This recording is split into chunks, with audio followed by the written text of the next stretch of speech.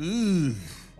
Caitlin Clark is not happy. Caitlin Clark absolutely slammed Stephanie White for continuing to sub her out. She's sick and tired of Stephanie White's sabotage. She's sick and tired of this BS minutes restriction, which I believe is a stats limit. They are trying to limit what she can do in the statistical category.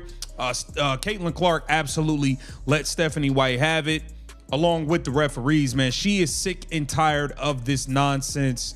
And it's just starting to blow over, man. It's too much now. The dynamic between a franchise point guard and a head coach is the undisputed foundation of any successful professional basketball organization.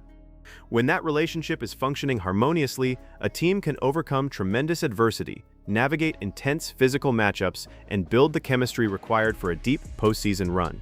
However, when that foundational relationship begins to publicly fracture under the immense pressure of a grueling regular season, the resulting fallout becomes the primary focus of the entire sports world. The Indiana Fever just suffered an incredibly frustrating, tactically disjointed defeat at the hands of the Golden State Valkyries. But the numbers in the final box score have been completely overshadowed by the intense, undeniable tension radiating from the post-game press conference. Caitlin Clark stepped to the podium and delivered a series of incredibly pointed, brutally honest comments that have the entire internet analyzing every single syllable, facial expression, and sideline interaction. Welcome back to WNBA Flow, your premier destination for the deepest, most analytical, and objective women's basketball coverage available online.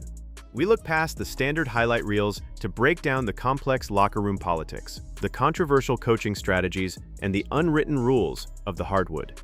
If you want the real story behind the viral press conferences without the manufactured narratives, hit the subscribe button, tap the like, and ring the notification bell. The situation surrounding the Indiana Fever is evolving rapidly, and we are diving into the film, the post-game quotes, and the intense fan speculation regarding the internal stability of the franchise. To comprehend the sheer frustration that boiled over during this media availability, we first have to analyze the highly scrutinized, incredibly controversial playing time parameters imposed on the rookie superstar. For the past several games, the Indiana Fever coaching staff and medical personnel have implemented a strict, non-negotiable 25-minute restriction on Caitlin Clark. The organization maintains that this mandate is a necessary protocol designed to carefully manage her long-term athletic physical status following an incredibly demanding schedule and recent heavy physical contact. While physical preservation is a standard practice in modern sports science, the specific execution of this restriction against the Golden State Valkyries has ignited a firestorm of criticism. During the post-game press conference, a reporter asked Clark about the defensive difficulties presented by the Valkyries. Instead of simply praising the opposition's scheme, Clark provided a candid assessment of her own inability to establish an offensive rhythm, pointing directly to the rotational decisions made by the coaching staff. Caitlin, for you, what do you think they did just defensively to make it a little tougher tonight than usual? Yeah, I mean, I got some good looks. Obviously, it's hard. I think I played 10 minutes in the first half. It's just struggling a little bit to find a flow. And, they're in my grill. They're probably the best defensive team in the league. They're really good at that. They do what they do. And I had some good looks that didn't go down. And then, I shot some tougher looks too. But, I thought I finally kind of played with a little bit more pace and a little bit more burst, especially down the stretch. Clark stated plainly, "I think I played 10 minutes in the first half. I feel like it's just struggling a little bit to find a flow." This quote is a profound window into the psychology of an elite, high-volume scorer. Professional basketball is a game entirely predicated on cardiovascular rhythm, reading the shifting defensive coverages, and establishing a cohesive connection with your teammates on the floor. A point guard requires consistent, uninterrupted sequences to diagnose how the defense is hedging on screens or rotating in the paint.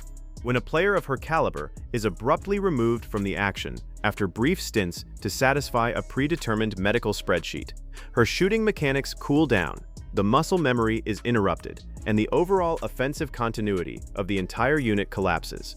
The climax of her media availability arrived when she openly addressed the future of this medical mandate.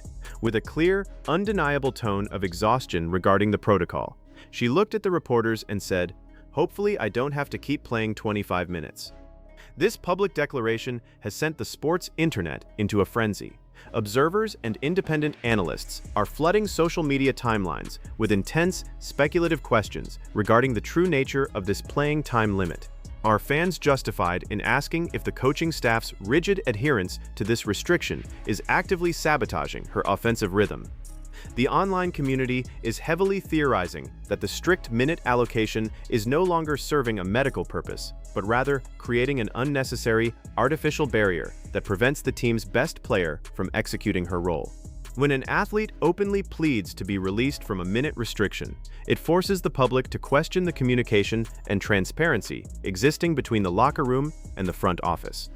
The frustration surrounding the minutes restriction reached a critical, highly visible boiling point during a definitive stretch in the third quarter of the game.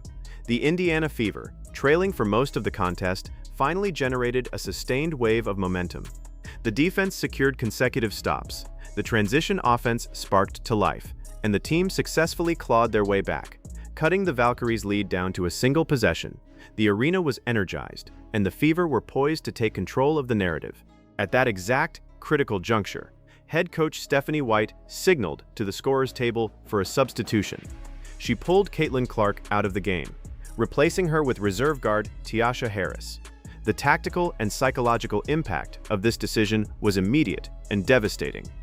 The offensive spacing instantly evaporated, the defensive intensity waned, and Valkyries guard Caitlin Chen proceeded to orchestrate an offensive masterclass, scoring 11 consecutive points to effectively put the game out of reach.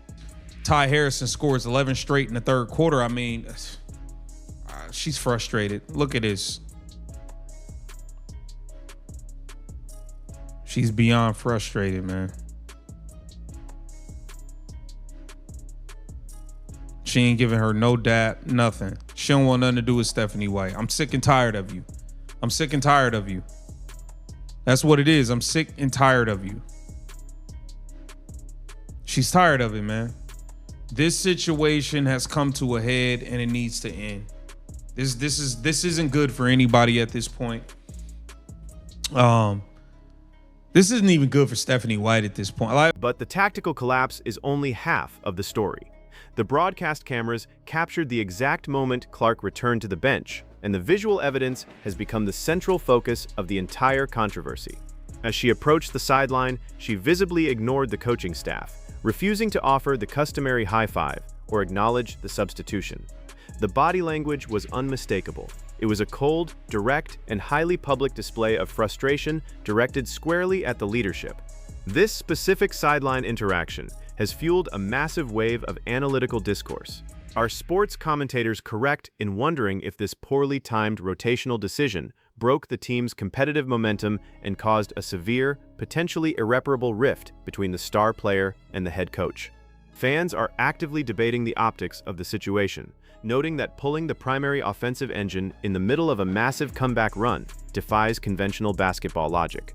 The viewing public is questioning the overall culture being cultivated on the sideline, asking if a rigid system is being prioritized over the organic, competitive reality of the game. The emotional tension of the game was not solely directed at the coaching staff. The physical nature of the matchup against the Golden State Valkyries pushed the boundaries of the league's officiating standards, leading to a fiery, explosive on-court eruption. The Valkyries are known for their physical, grinding defensive identity. They force opponents to earn every single inch of hardwood. However, during a specific sequence, the physical contact crossed a line that left Clark visibly hobbled and demanding accountability from the referees. And that in the call she's talking about, now you're going to see Caitlin Clark. She absolutely lost it here. She lost it. And I will say, this is 100% a foul that should have been called. I don't think Caitlin should be going off on the ref the way she is. I can say that. But the ref missed the damn call. Called a damn foul.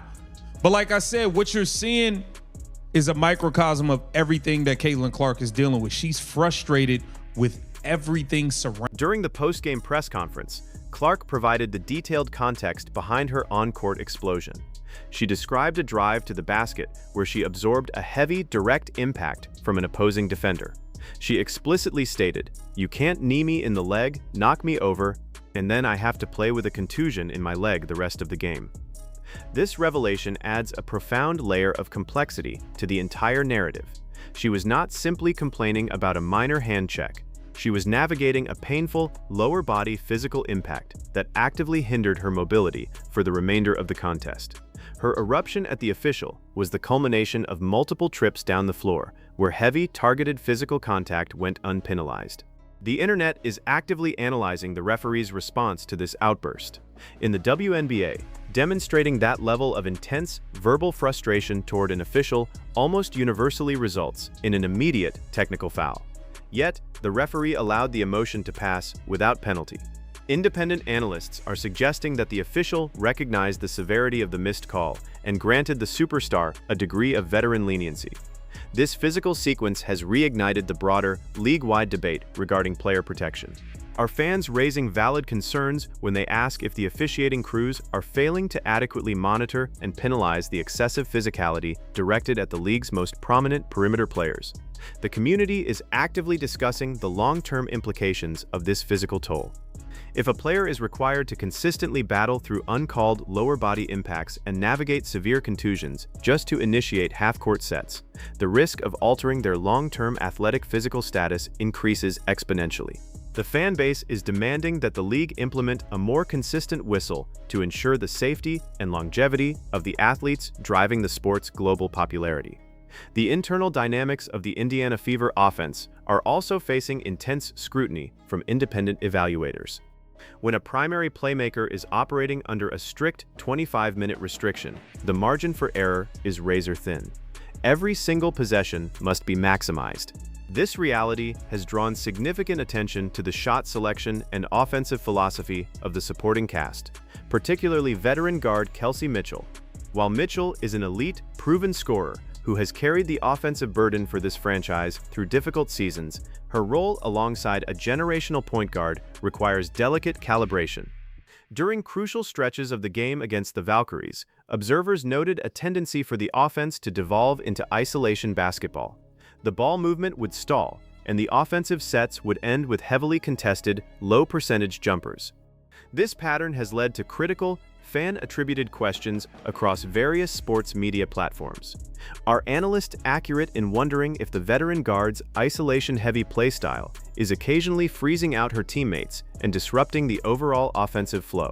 When time is a scarce commodity for the primary facilitator, watching the shot clock expire on isolation drives compounds the inherent frustration of the medical restrictions.